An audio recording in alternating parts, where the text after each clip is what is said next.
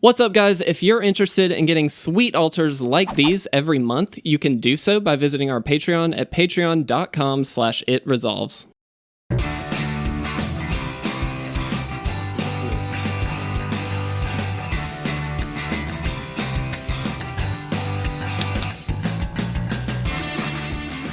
Hey, what's going on, guys? Welcome to another episode of the It Resolves podcast. My name is Kevin. My name is Will. Thank you for tuning in, watching, or listening, doing it however you're doing it, where you're doing it. Welcome in. Welcome, guys. Before we jump into today's episode, I've got a quick Patreon update. I know we don't talk about Patreon very often. We don't like to ask for money by any means. But we have done some massive, overhaul for Patreon. If you're following us on Instagram or Twitter or any of our social media stuff, you've probably seen some of the altars that we've been posting. Sweet glammed up cards. Thank you. We do, so we're not legally obliged to sell them. Right. That's the takeaway. I'm only saying that because a lot of people have been asking us, like, how much do they cost? That kind of stuff. I can't tell you because I can't give it to you for money. That would break the law. So we can't do that. So our way kind of around this, but we want to get them into your hands, and our way around this is through Patreon, because we can give these out as rewards. We just can't say this is directly payment They can for be this. gifts. They can be gifts for your campaign, but they can't go to, it's not a direct distribution of wealth there. It's a little different. Right. So the plan here, guys, go ahead, link to our Patreon is down below. We've revamped everything to monthly payments, not by episode for the podcast. Which was a little ambitious. It was a little ambitious to begin with, but we figure monthly payments, and Tier 1 is still $1. That's just a quick thank you in our podcast episode. Obviously, we really appreciate anything. Heck yeah. And so we just want to give you a quick shout out for that. If you a tip of the cap, as it were. A tip of the cap. If you pledge it $3 a month, you will, of course, be called out as well, but we will also be giving you, for each month that you are pledged, a free altar. And that will change monthly, so you're not going to ever get a duplicate or anything like that. The one for this month, and we're debating on kind of taking this through August, we don't know yet, is Atraxa. Oof. And boys and girls. You love this one. Atraxa is my favorite. Yeah. Probably my top 3 cards. It's a beautiful card. So it's a great altar at that. Thank you. Job well done. That one will be the $3 tier. If you pledge at that tier, you will get Atraxa. They're not in yet, so on the off chance that you go ahead and pledge now, we'll send that out as soon as it gets to us. We just haven't gotten the prints back yet, so a little bit of a delay, but you'll get it. If you do the $5 tier, we will do everything else that we've already talked about. You'll get a Traxa, you'll get a shout out, but you'll also get a second altar for free. What? And again, that is also going to be every month. And so the plan for this month is it's Azusa Lost But Seeking. Yeah. And again, we might carry that through August. And then the $10 tier is everything else, plus we'll actually get to sit down, talk to you, play a game with you on either Arena or MTGO, whatever's easiest for you.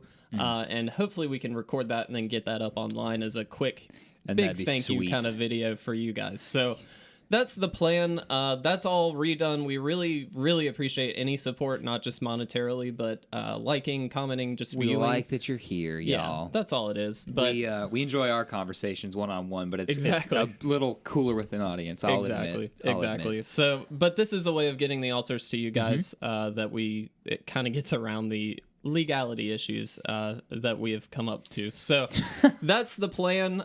Please, again, feel free to pledge if you're interested. But absolutely, Will, what are we talking about today before we get to the random card of the day? Man, so we are jumping into a few concepts in Magic. We're talking about the bannings, of course. We'll touch a little bit on the rules changes and how many there were and if any of them mattered. Spoilers, no. And all that stuff. But then we'll talk a little bit about the voice of Modern and what that means to Magic and kind of what it looks like as a format versus the others. All right. I like it. This is going to be your episode, so I'm going to do the random card of the day. Let's do it. 3, 2, 1. Nope. That's a token. Token is not a card. All right. Guardian of Tazim, I believe I'm saying correctly. It's 3 and 2 blue for a 4/5 Flying Sphinx with a landfall. So whenever a land enters the battlefield under your control, tap target creature an opponent controls. If that land is an island, that creature doesn't untap during its controller's next untap step. Wow, very blue card. Yeah. Like, Absolutely. such good blue effects. Yeah. Fantastic rare, bomb, and draft. Absolutely. I mean, there's no way around it. Yeah. It's I'm great. first picking Tazim in every draft I have him in. Yeah. Oh, yeah. Probably. I don't think he's good enough for Commander. Maybe Budget Commander. It's an okay card. Yeah, I'd say Budget Commander. There was a Sphinx Tribal Commander deck that like jumped around a bit. Yeah, that's not a lie. That's real life.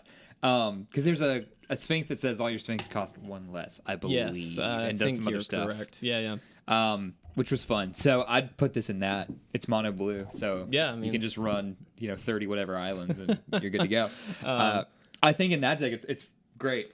Outside of that, not good though, right? Yeah, not really. I mean, a 4/5 is fine, but in Commander, if you're gonna invest in a creature that's 5 mana, You kind of want a little more. yeah, you want it to Yeah. do something. You want it to come Yeah, in yeah. and give you immediate value, and not just have it be a magnet for removal. Yep. Which I agree. I mean, honestly, in a lot of cases, this wouldn't even be a magnet for removal. I was gonna say in Commander, I don't even know. Yeah. Budget Commander maybe, but Sure. like real full-fledged Commander, I Yeah. feel like this is There's just a lot so more far to- below the norm. a lot of Unpower a lot of people are going to be ignoring it. Yeah, 100%. Because But- it can only tap one thing a turn. Oh, yeah, you yeah. know what I mean? But in draft, I mean, this just enables so much. It's not Oh, only yeah. an evasive threat on its own, but that landfall trigger, if you can trigger that off every turn, you're getting in for so much more combat damage on the, just because you're tapping down their Mm-hmm. Yeah. creatures, they have less blockers. So, Exactly. And there's probably less creatures that could block this anyway. exactly. So. So it's like, I mean, almost, I'll say guaranteed damage every turn. That's Sure. that's pretty good. So Yeah. definitely like it there. No, I dig it. Yeah, I dig it. It's a good card. All right, let's Sweet. move on. All right. So, as we know about, actually, as of recording this 8 days ago exactly, we got some cards banned. RIP my squad. What is dead may never die. So, 2 big ones. I think the only ones, actually. These are the only 2 banned. There were a few unbanned, but these are the only 2 actually banned. Paradox Engine in Commander. Mm-hmm. RIP. Yeah.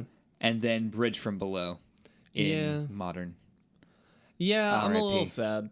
Okay, talk to me. It's Why for are the you sad? best. Like, I definitely think it's for the best. Okay. And I'm talking about Modern. Honestly, I don't really care that much about Commander. Sorry about it. Bridge from Below It's a being... format or the ban? Oh, as the band. Okay. I mean, the format's great. It's a hilarious format. But, like, the ban, I don't really care about. I think it makes sense that it was banned, but I also didn't feel like there was a strong opinion either way on my end. And I watched a couple of like Command Zone videos and stuff like that because obviously they talked about it. And they Definitely. were like, yeah, it's like, I mean, it's fine. Oh, Iona was also banned. That was the other one. Yes, that's right. And That's right. Painter Servant got unbanned. Painter Servant got unbanned. Yeah. Yeah. But they were like, yeah, honestly, like, I didn't really care about either of these two. And I'm like, Yeah. yeah, because Iona, like, it's a hate bear for one player most Right. of the time, like, Right, or sure. one color, which generally targets a player, maybe two, but Yeah. it's probably not going to hit everybody. So it's like a really Probably. big thorn in someone's side, but that's kind of it. Like, Yeah, it's not really like the biggest deal in the world. Like, if that's Nah. shutting you down, that sucks. I'm very sorry. I don't know what to tell you though. Like, it's Iona. It doesn't actually come up, from my understanding, very often anyway. No, Iona wasn't in a great deal of decks. No. The Commander banning specifically, we'll say for a moment, when they look at banning something in Commander, which there are competitive Commander leagues, tournaments, et cetera, Yeah, et of cetera. course. Yeah. But it's not a like WotC sponsored Right. competitive format. Yeah. Usually, there have been a few like Yeah. here and there. Be that as it may, it's not something that They're not one of their broadcast. big Right. money-making tournaments. So when you ban something in Commander, you really want to look at, and there's a great article on Gathering Magic, which now moved to Cool Stuff Inc. I found that out a few days ago. That's interesting. Yeah, all their past and future content is on Cool Didn't know Stuff that. Inc. A little plug for someone who doesn't know who we are, but Heyo. I see you. Cool I stuff. see you. Cool stuff. Regardless, there's a great article about some past bannings in Commander and why they did that versus what they did now. And to Iona first, it's just not a fun card No, it's not. ever. It's a good card, but Yeah. it can ruin like game nights for some people. Yeah. It's very rare, but Yeah. it just can. No, I agree. So the fact that it is just plainly not fun and not played frequently, it was in... It's like a safe ban. Yeah, absolutely. Like, it doesn't really hurt many decks. Exactly. And all it does is ensure that the game is going to be a little more fun. Yeah. So I'm in support of it, but I also just didn't care about it. Right. Paradox Engine, a little more impactful in my mind. Yes. It's So- playable in a lot more decks, obviously, and it Yep. it does a lot more stuff.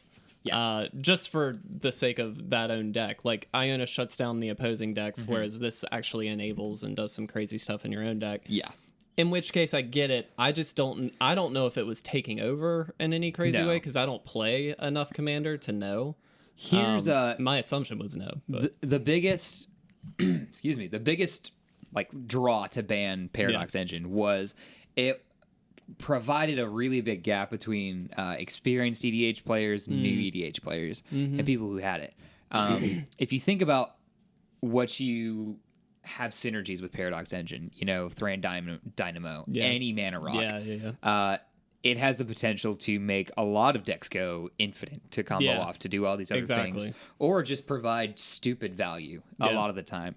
So it makes a lot of decks really, really powerful. It's kind of like Sol Ring in that if you don't have your Paradox Engine, if you run a Paradox Engine, your opponent has one, you don't have one, their deck is infinitely better Yeah. for having it out. Yeah. That's just kind of how it is. It's an artifact that you would destroy. Now, Yeah. that being said, it wasn't a lot of decks. It was in like 14,000 decks according to EDH Rec. I'm rounding up here. Yeah. 14,000 though out of 200,000. So that's not percentage wise. We're not it's looking like at a majority of the field or 6-7%, anything like right. that. Yeah. Right. So again, it didn't hit a lot of the field. The decks it was in, it just made them It made them a lot better. creamy, smooth, It's like creamy Bailey's. thighs. Like it was just beige destruction everywhere. So it made a lot of decks very good. And again, I feel like because it wasn't hitting a lot of decks, like you said, 6-7% somewhere in there. Right. It was a bit of a safe ban. Definitely. Like, it kept things from going too crazy by banning it, but it isn't hitting a lot of the field. So again, safe ban. Neither of those two are really on my radar, but like that's fine. Right. And here was the author's point, though. Yeah. Briefly, when you ban something in Commander, which is a format mostly for fun, which is dictated really by these little niche play groups. A lot of play groups have their own rules. A lot of play groups have their own ban and restricted lists. Oh yeah. So when you have to govern those kind of variables, it gets a little hard to say what is and isn't fair. But for the author's play group of the article, he said it doesn't really matter. Yeah. Two people ran it that he knows. They just take it out. They don't mind at all. Yeah. But he's got some other friends whose decks run around Paradox Engine. Yeah. And they were obviously very upset. Well, that's the danger you run with any ban, right? Sure. Is that if there's a deck that is built around the card that you just banned, Yeah. you just devalued The entirety. the entirety of that deck, which some amount of people will run. And regardless of what card it is, there's going to be somebody that tries to run that card. So, so you are devaluing the rest of the deck by banning only one singular card, which does bring in the issue of like, how often do you need to ban stuff? Like, do we need to ban this many things? Is it just because it's like a preemptive ban on the in the end of like Iona or even Paradox Engine? Is it worth it? You know what I mean? Like, could you have held off a little bit? Like, what would have been the best option? And maybe they weighed those options and this is what they came up with. Again, it doesn't affect me, so I don't have a strong opinion either way. But obviously, there's going to be people on both sides of the fence regardless. So I don't think that there's ever a perfect time. No. You know? You just never want to have a broken game. I think it's more fun when it's competitive and plucky. Yeah. All that kind of Absolutely. stuff. So having too many options of, in Iona's case, well, now you just can't play. Yeah. That stinks. That does sting. Yeah, yeah. And I'm in agreement there. Painter's Servant, really quick while we're on Commander, being unbanned. I don't care that much. It allows for an infinite mill combo that I can think of. Yeah. But I'm sure there's a million other ways to do infinite mills. I'll say this: unbanned for now. I think it goes exactly in Iona's spot in that very few people will play with it, but the people that do run that combo, to kill.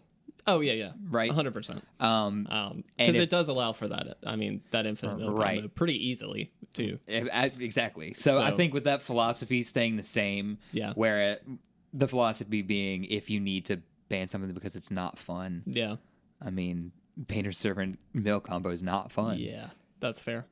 At least So, in the situation of Painter Servant combo, if you get that combo off, you will instantly win, assuming there's no interaction. If you play Iona against a deck that's we'll say blue green, just for argument's sake, any Okay. multicolor deck, but say they're blue green in this case, and you shut down blue.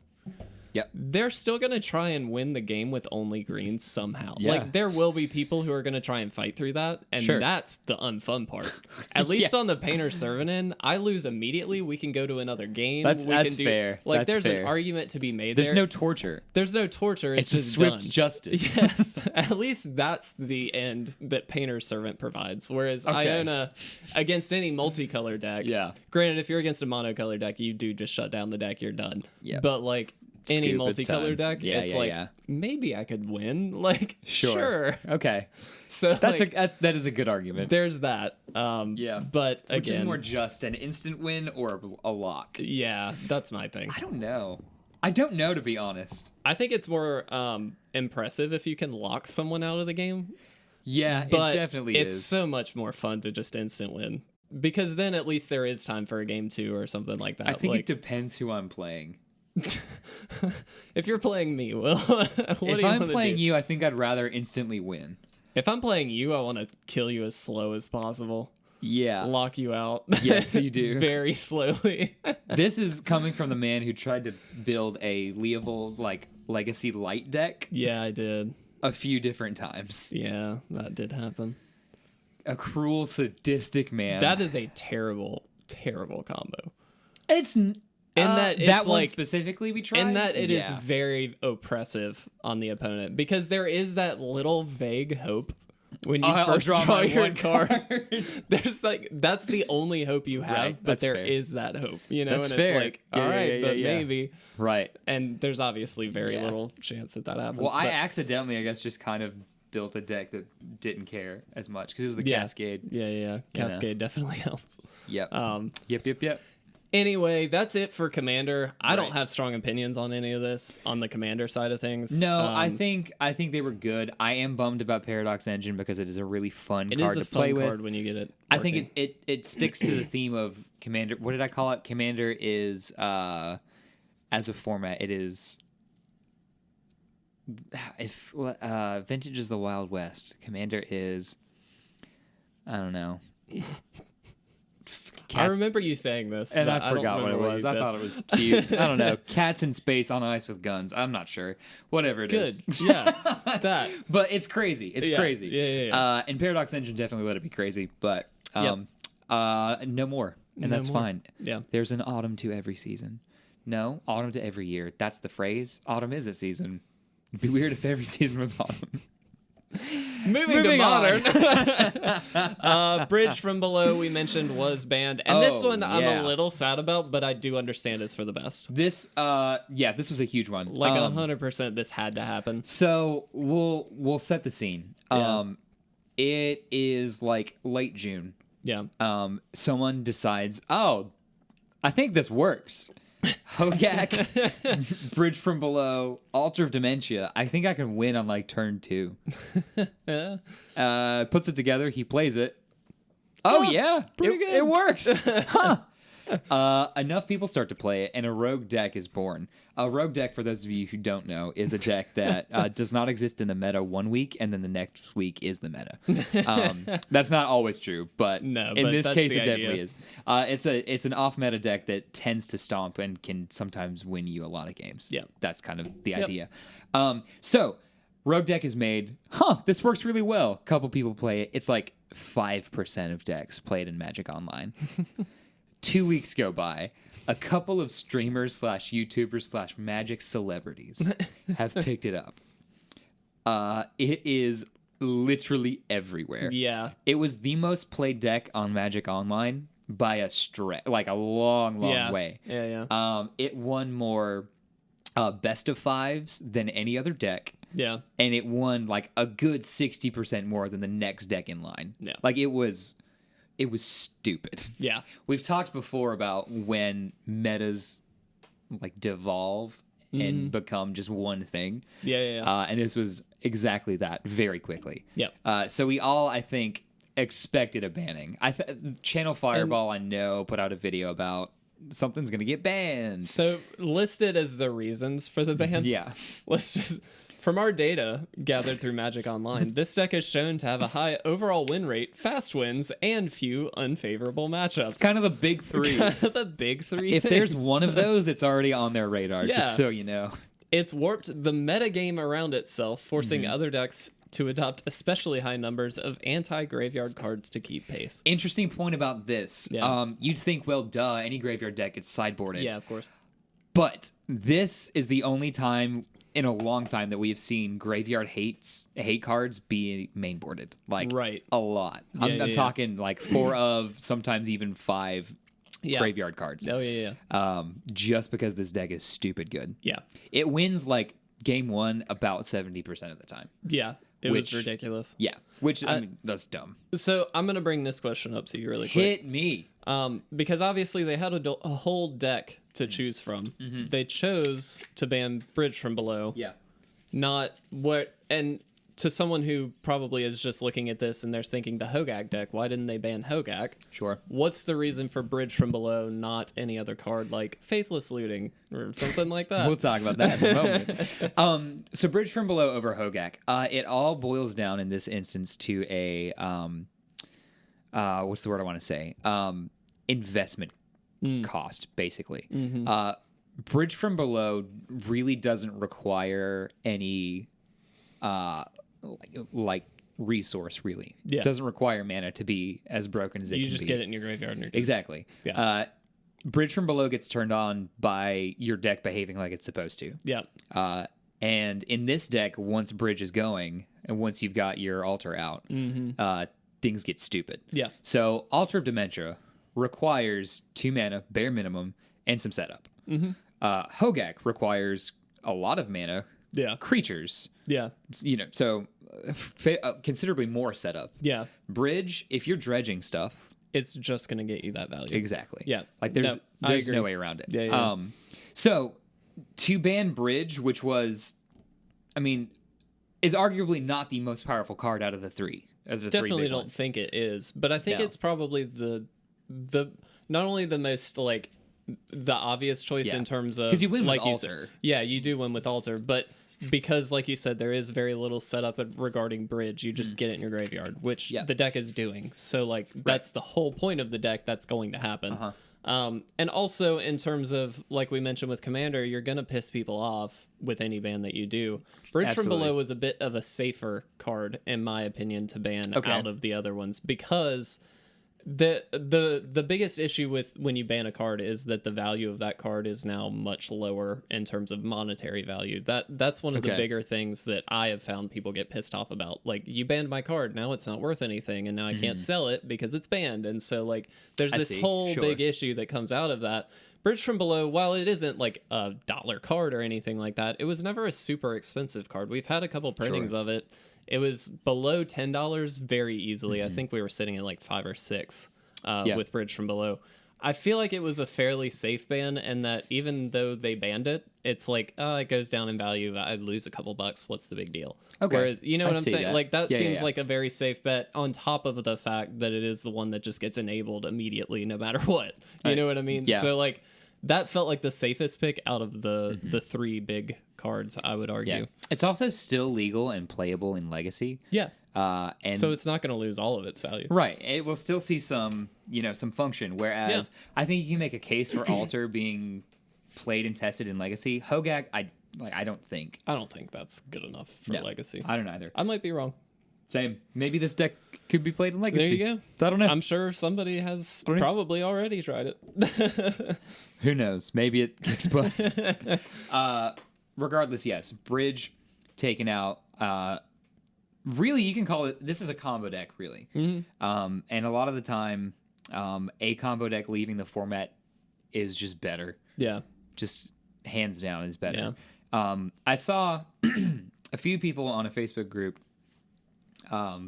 just that I happened to catch, were talking about Dredge being hurt from this, but Dredge doesn't always run bridge in Modern. Yeah, I was gonna say not everyone does. It's a win more. It's kind of an option card. Yeah. It's definitely good. Yeah, I mean, a Dredge deck. it gets played in Dredge, or right. it has, but Right. And I will say this to Dredge. I think it's in just a more favorable position now to come back into Modern's meta. We've seen it do pretty well recently. A few Magic celebrities have played it in their tournaments. A few more Modern tournaments are coming up. There's a Magic Con, I think, coming in San Diego. I think that's correct. I forget the place where we'll play some Modern. I might have my tournaments mixed up in my head. Yeah. Now that I don't have it in front of me. Regardless, Dredge looks to be making a splash. Yep. But rest assured, Dredge is fine. Yeah, Dredge will be This fun. doesn't hurt it at all. I really like, just really quick comment, Dredgevine will forever be one of my favorite decks. I love that deck. Dredgevine? Yeah. Vengevine is just one of my favorite creatures. I don't know why. It's just such a cool card. It's just really, it always, here's the thing. It is always a threat no matter where it is. That's the issue. Because it's it keeps always coming gonna back. be good. Right. It's never not out of my sight when my opponent has it. You know what I mean? Exactly. If he's got Dredgevine, like anywhere. Yeah. Vengevine. Yeah. I'm like you scared. have to consider it as a threat. Yeah, no, I just love that. And that is same with Bloodghast, same with like Crypt Breaker and all those other stinking. The whole deck, man, it just makes me nervous. Whole deck. Do I have PTSD? Maybe. It's not. I'm not ruling it out. So, Bridge, goodbye. Yeah, it's been farewell. We'll see you in a format later. But to talk about bannings for a moment in Modern, because this is a little bit trickier, I think, than Commander. Commander, you'll upset a few like groups of people, pockets of people around the nation. Modern nation of Magic, the I Magic know, Nation, our group, our community. That's off some community. people. That's what I wanted to There say. you go. Nation, Jesus, I podcast professionally. Modern is trickier because there's like prize money involved. Yeah, right. yeah. It's a competition. Yeah. So when you ban something that is, you have to like be crystal clear, scalpel razor. This is a good ban. I don't think there's room to wiggle. No, I don't think so either.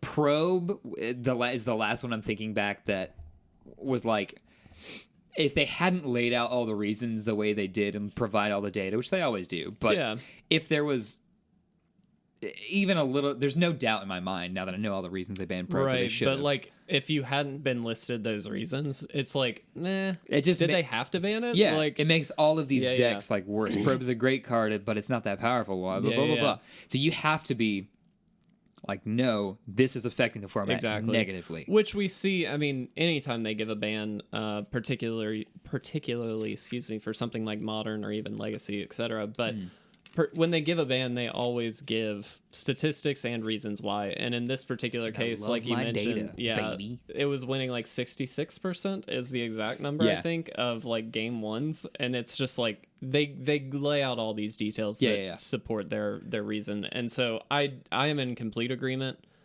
with this ban. I've honestly, having read all of the banned articles since we started doing this podcast, I've never really found myself disagreeing heavily with a ban.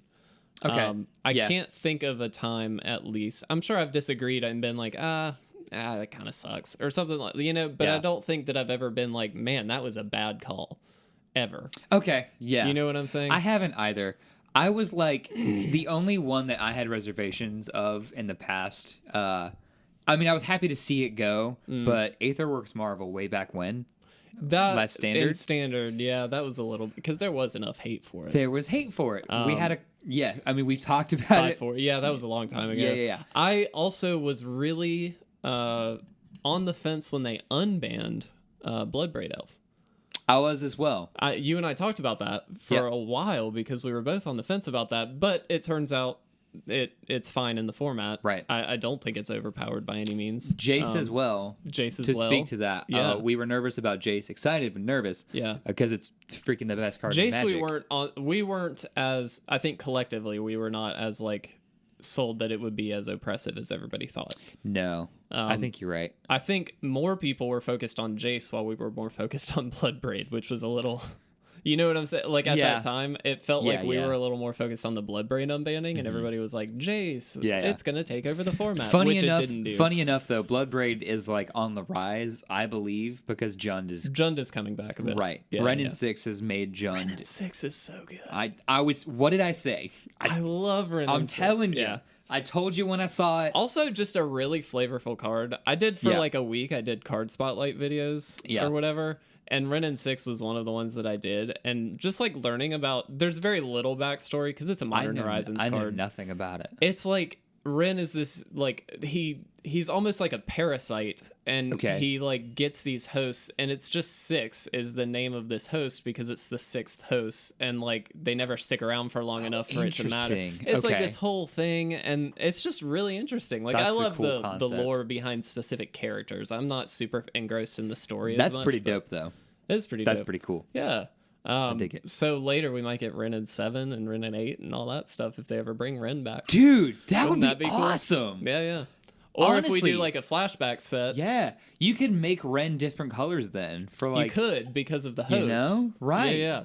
All right. There's a lot that could be going on there. That's pretty cool. That's badass. Like, I love it. Hats off to you, Wizards. That's great. What was I talking about? We were finishing up on banning. Right. Okay. So... Modern bannings. Understanding that you have to be laser focused when you ban something in Modern because people care about the tournaments so much. Yeah. Obviously, they're excellent.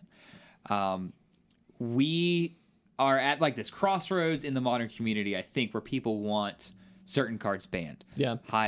Ancient Stirrings, Faithless Looting, to be specific. Faithless, I think, is the bigger one. Mm-hmm. Ancient Stirrings, I've gone like colder and colder on. I don't think it's highly that Ancient Stirrings. At one point it was kind of on the radar for me, but I never felt strongly about it. It was because of Tron. Yeah. Tron, right. I mean, it was played in a lot of decks, don't get me wrong, but like Tron was the big culprit.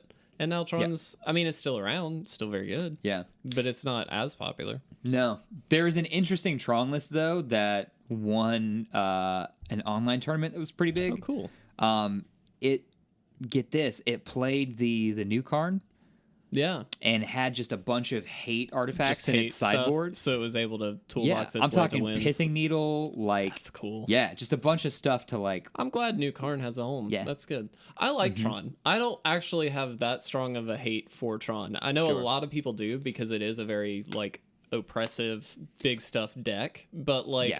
Just in that, like, you play a turn 3 Karn Liberated, it's like, okay, well, this is ridiculous. But, like, honestly... That's the point of the deck, and sometimes a lot of times it doesn't happen, and so it's just like unless you're unless you're a Japanese professional player, you're not always gonna get your draw. Wow. Woo. Man, I just blew my smoke off my guns for those who didn't see. God. Wow. Hey, Shots fired. Sorry. That was uncalled for. An ex-professional player. Moving on. By the way, there's a slot in the Hall of Fame if anybody's looking. Really quick, to finish it up here. Sorry, that was a little out there. To finish it up here, to wrap it up. Yeah. Faithless Looting isn't going anywhere. That's all I wanted to say. I had some more eloquent points about it, I think. I don't think it needs to. No, it doesn't. So, now that... Hogak is really out of the meta, specifically. You can still, by the way, play Hogak. You were just not going to be able to win on turn 2. So sorry. Terrible, I know. Right? You can still do a lot of crazy stuff. Yeah. You're just going to have Hogak's still a good card, I think. I don't know if in Modern, but like I just like Hogak as a card, I feel like is a decent one. I think, honestly, weirdly enough, I think you can try it in stuff like Dredge more than you can other decks. Yeah. Because you want to cheat out a Hogak, not like 100%. Right. And it's safe to play in Dredge though because you can cast it from anywhere. Regardless, you can still play that. But the top 8 of that tournament specifically that the Tron deck won, it was healthy. Yeah. Your culprits were there. You had Blue Eye Control. You had 2 Phoenix decks. You had some Tron. You had humans. Like all the good decks are still good. But the point is, it was mixed. It was a mix. It was diverse. Yeah, there was even one burn deck. So hey this Faithless Looting isn't strong enough to turn on enough decks to do all these things. Yeah. Um, Phoenix being the culprit that a lot of people are talking about, I guess. But like, I well, don't. Phoenix and this Hogak, this but deck, like Hogak's right. gone, and I Right. don't see. I mean, Phoenix is good. Yeah. I don't think Phoenix is oppressively good. No, it's not. It's definitely a powerhouse deck, Yeah. but it is. I believe you're right. It's not oppressively good. Yeah. So until the meta is unhealthy again, I don't see it going out. The second point I was going to make is that banning Faithless Looting would just hurt most of Modern. I was gonna say there's a lot of decks that play Faithless Looting. Right, a lot of decks run it, and it doesn't make any deck stupid powerful. No. But it makes everything good. It makes everything playable. The only argument I can see, it would have to be a similar reason for Gitaxian Probe's ban, is Sure. that it just adds too much consistency to a lot of decks. And I get that. It's Right. just, it would be the same argument for Ancient Stirrings. Those are the enabler cards. They're not the oppressive cards that win you the game. They're the ones that enable you to win the game. And that's the argument. But I don't think that it enables the win enough for you to argue banning it. I don't think it's there yet. I mean, there are decks that beat all of the decks that run Faithless Looting. Humans, like you said, Blue-White Control is still up there. Yeah. Mono Red doesn't run Faithless Looting, from my understanding. I mean, there's a lot of decks that are still very, very good, very, very viable, and still win tournaments that do not run Faithless Looting or even Ancient Stirrings, for that matter. So, and those cards specifically kind of amplify what Modern is as a format that differentiates it from a bunch of others. Yeah. Standard really specifically, but really just Standard. I can't, because Legacy is all about efficiency and stupid stuff. But what I'm saying is Modern is about setting up your deck and your turns to a real optimal turn. We talk about that a lot, but turn 4 is kind of Modern's. Yeah, it's a turn 4 format. Yeah, exactly. Yeah. You don't talk about Standard being a turn anything format. You don't talk about. You don't. It's You don't talk incremental about value Legacy kind of a thing. being a turn anything format. It gets Legacy. Sometimes I will say Legacy is kind of like, to me, Legacy is like a duel. It's like a draw, it's like there's like high noon. When I say like there's incremental value and like Standard, for instance, what I mean by that is like you're playing a value play, you're staying on curve, you're doing all that stuff. When I talk incremental value in Legacy, it's like, am I a half of a card up in card advantage? Am I like, it's like that kind of a thing. And like, did I optimally fetch for my land? It's like, there's all that stuff where it's a little more intricate than Standard. Sure. You know what I mean? Yeah, definitely. So difference in incremental value. There's a lot more like variables that even Modern doesn't have in Legacy. A lot of things you have to consider. Shuffling in itself is such a bigger mechanic. Yeah. In like Legacy and stuff like that. Yeah. It's a real like mental. Oh, yeah. There's a lot of mind games in Legacy that some exist in Modern, but not many.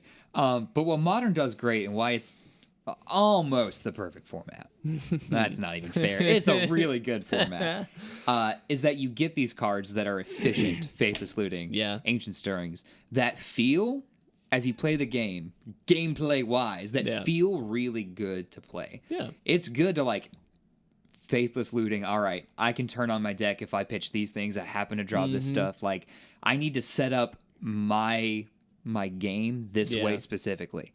Those cards allow you to do that. Yes, decks would still operate without them.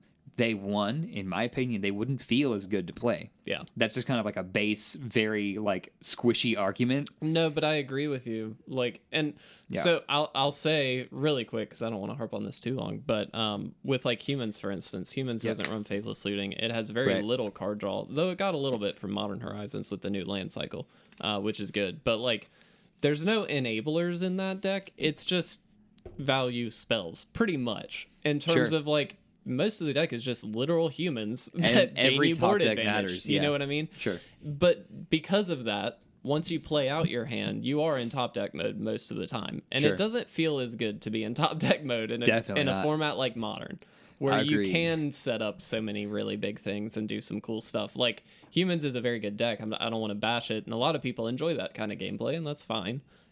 I prefer the Faithless Looting enabler kind of let's set up for something big where I'm not just playing out a creature every turn because that's all I can do. Sure. Like that, it's a little boring. Okay. Yeah. in my opinion. I see. Still good. Yeah. Obviously, it wins a lot. I agree.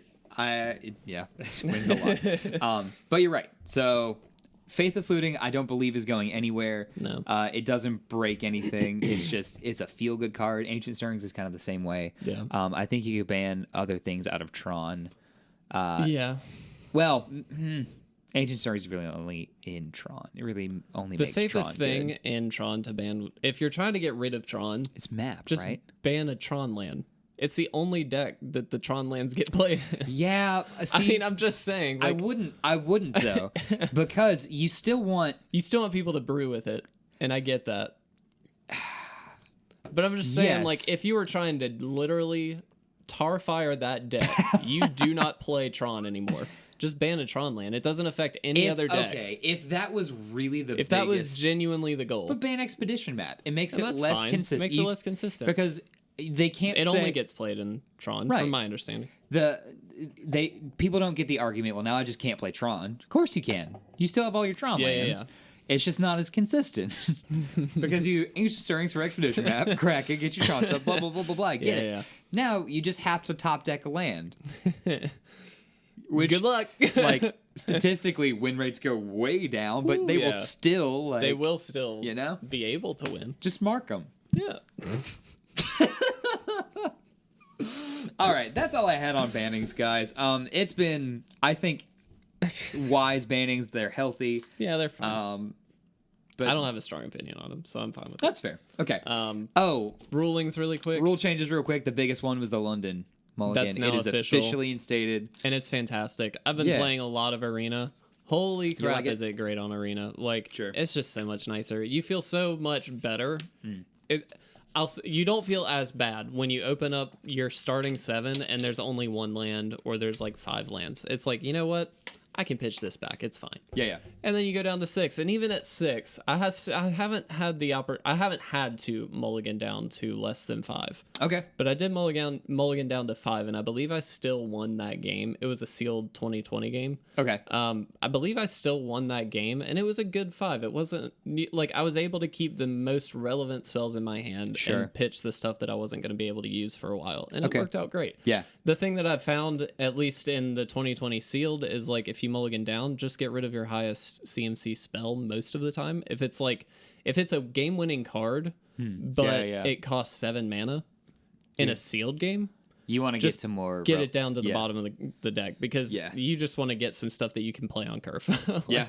that's I'm the with you biggest there. thing. That's good magic, Kev. That's good magic. Good job. There's your little tip of the day. But yeah, no, Cool. London Mulligan, great. Definitely like that. a lot of language changes on cards. Yeah. What is it called? Ice Cauldron, Cauldron of Ice. What's that long, crazy one? I don't know. Whatever. It finally got edited. A lot of Oracle text changes. Yeah. Changes to planeswalkers having intrinsic effects. Did you know that before this rules change, they didn't come in? Well, it was just assumed that they came in with loyalty counters. It was never stated. But now they do. do. Yes, Okay. now they do. Weird little Wow. nuances. If you're a nerd, you care. But other than That's so that, relevant. anyway, yep. So What? Okay. I was Wouldn't gonna they- say if wouldn't they they die? didn't, they would just die immediately. Like, Again, it was just assumed. Never like. it's really dumb. Yep. All right, so finishing up the episode, which we'll just drop this, but we do finally get to open Core Set 2020 for the Crack a Pack, sponsored by Grand Slam Comics and Collectibles. Baby. Their link is down in the description below. I was actually out of town for pre-release, otherwise I would have gone. I did talk to Parker. I was sick, I think. What did I do that weekend? Did I throw I up? remember you saying you were interested, but I think you threw up. That's I believe probably because it. we recorded when I got back and you were talking about that. Oh, that's exactly what Yeah, it was. Yeah. But they had a fantastic turnout, another great turnout. The War of the Spark one was the last one I went to, and it was awesome. Loads Huge of turnout, fun. like Loads of 30-something people, I think. Yeah. The very roughly same numbers. I want to say Excellent. 32 to 35 range, somewhere in there. Dope. So they had a great turnout. It's going really, really well. Grand over there. Slam is a great time. Yeah. Pre-releasing there was very fun. Very Great group fun. of people. Definitely. Do we have gold cards, or how are we doing Man, this? I just want one of those Cavaliers. I want. I don't care. I'll take any of them. Yurak. Oh, okay. That's who I want. Sure. Because I love that guy. He's amazing. Whoops. Instead, I got Scheming Symmetry. Hey, Which is actually a pretty good card. yeah, it is. The tokens in this set, by the way, are amazing. Oh, yeah. Oh, foils are more likely, from what I've been told. So I got a great rare. Yeah, you did.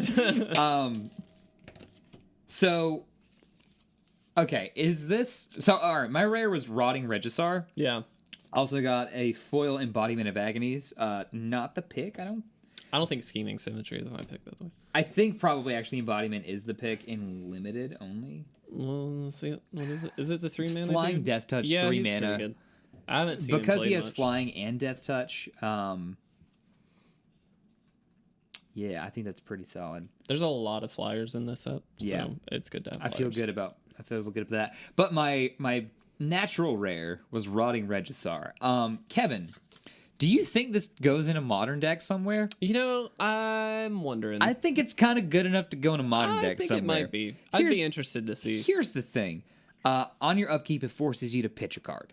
Oh, darn. There's a couple of decks that wouldn't Wouldn't mind that. Don't hate it. Now, couple things here. Doesn't die to bolt. Passes that test. Yeah. Everything dies to pass, so that doesn't count, except for Emrakul. Does to fatal push if it's Right. been exert or whatever. If it's... Oh, no. What is that? I don't remember the mechanic. I don't either. If a permanent you control left the battlefield this yeah, turn. if something left, then you can kill it. But yeah, it's trickier to remove. It is a 7/6 on turn 3, which is pretty big. That's pretty big. That fights a lot of humans, y'all. Yeah. Fights a lot of humans. It is also a zombie, so it's got tribal support if Yeah, you're in that's true. that sort of stuff. I think it could. There's a potential for it. Maybe. It's pretty good. Does it replace something like... No. I'm trying to think of like big cheap creatures generally is like the deck that comes to mind first is Death Shadow, but that obviously requires setup. Does it replace Gromag Angler? Probably not. No, That's the only one I think because you can there's play no for one. real like major graveyard synergy in that deck, right? Like you want to be able to gain value off of the discard, in my opinion. But what if you Sure. do something like a madness enabler or something like weird like that? Like, is there any madness stuff that's good enough? I don't know, but you could talk about oh god, what is it? If you have Delirium, you could talk about turning on a bunch of green black graveyard stuff maybe. Yeah. I don't know. There's kind of some potential. Grimflayer, Rotting Regisar. Yeah. Grimflayer's great. I love that card. I don't see it Grimflayer played much anymore. turned on is really good. Heyo. He gets a lot bigger, baby.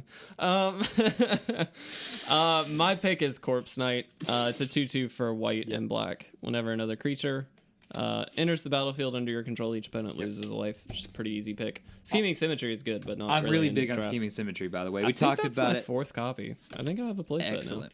now. Excellent. I've opened 4 boxes of Dude, 2020. I'm serious. This is like It's a good card. it makes Modern Mill is so much stronger it's now. so much better now. I'm not even Archive Track. Yeah. It's yes. Listen, yes. No, I'm in for it. We're brewing Modern Mill because it's cheap to make. I think I've got like almost all the pieces as it is. Kev? So I have archive traps. We're taking it to a tournament. No, We're gonna win. We're All gonna right. take it home. I'm in. We're gonna put it on our shelf and say, "You remember when we did that?" Yeah. Anyway, thank you to Grand Slam for providing these packs. Yes. Happy to work with you guys as always, and we love 2020, so I'm excited to see what we can pull out of this. With that, though, I don't think there's anything else. Yeah, Unsummon being back is great. I don't think that there's anything else that we had to talk about this episode. No, that was everything, guys. I hope you enjoyed this one. I know we're a little bit late talking about the bannings, but I do think that we had some useful information at least. Yeah, we did. Well done on the research end. Make sure, again, I'll just reiterate to check out our Patreon. Also, I completely forgot to mention our giveaway winner. Was John Hisser? I don't remember how to pronounce your last name. It's Hiser. There you go. Just, That one. Way to be there, John. But thank you guys, all of you guys, for participating in that. We had a lot of entries. We don't normally give out specific numbers, so I won't. But we had a large number of people enter this one. Yeah. Thank you, guys. Very good. Appreciate it. But yeah, so with that, I think we're going to wrap up this episode. Guys, thank you so much for sticking with us for this one. This was much more focused than our normal episodes, I feel like. My pleasure. Way to be there. But we are going to get out of here. Thanks for watching, guys. My name's Kevin. My name's Will. This has been It Resolves. Resolving. Baby.